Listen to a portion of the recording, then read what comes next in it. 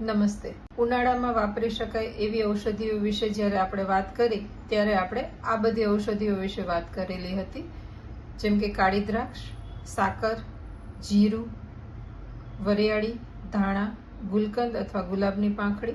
આ બધી ઔષધિઓ એવી છે જે કે આપણે ઘરગથ્થુ રીતે ઉનાળામાં વાપરી શકાય એ રીતે આપણે વાત કરી હતી અને ઉનાળામાં આપણે એને કન્ઝ્યુમ કર્યા હતા અથવા તો વાપરી હતી.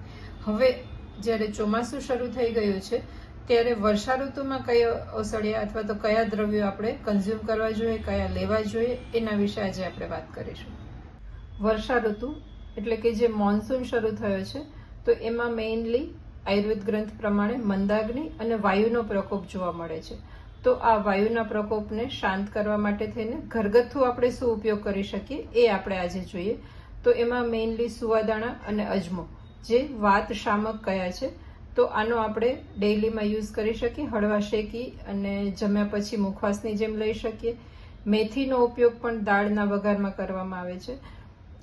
લવિંગ છે, તજ છે, એને આપણે દાળ અને સબ્જીના વઘારમાં વાપરી શકાય છે. સૂંઠનો પાવડર ચા અને દૂધ ઉકાળવામાં વાપરી શકાય છે અથવા તો સૂંઠનો ટુકડો પાણી ઉકાળતી વખતે નાખી શકાય છે.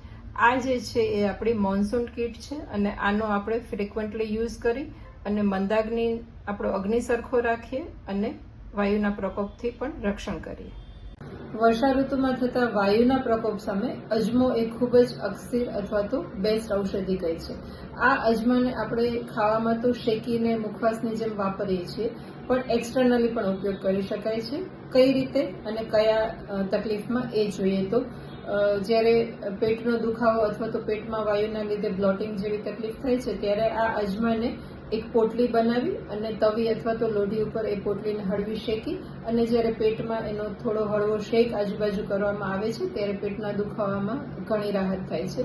આ સાથે જ્યારે આ ભેજવાળું વાતાવરણ છે તો આ ભેજવાળી હવાને જેને એલર્જી તકલીફ થાય છે એના લીધે જ્યારે શરદી અથવા સાઇનસની તકલીફ થાય છે ત્યારે આમાં અજમાની નાની એવી પોટલી કરી એને અગેન તવી અથવા લોઢી ઉપર શેકી અને જે સાઇનસનો એરિયા છે ત્યાં હળવો શેક કરવાથી આ સાઇનસની તકલીફમાં તરત રાહત થાય છે.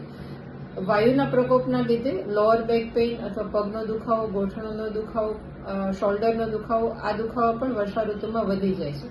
તો આમાં અજમો કઈ રીતે કામ કરશે તો અગેન આ રીતે અજમાની પોટલી કરી હળવું એક તલનું તેલ લોઢી ઉપર નાખી અને એ તેલમાં આ અજમાની પોટલીને થોડી ગરમ કરી અને એ જે કોઈ ભાગ છે, જે કોઈ દુખાવાનો ભાગ છે એના ઉપર હળવો શેક કરવાથી દુખાવામાં તરત રાહત થાય છે. કઈ રીતે તો કે એ વાયુને શાંત કરે છે અને એ રીતે વાયુને શાંત થતા દુખાવો પણ તરત શાંત થાય છે.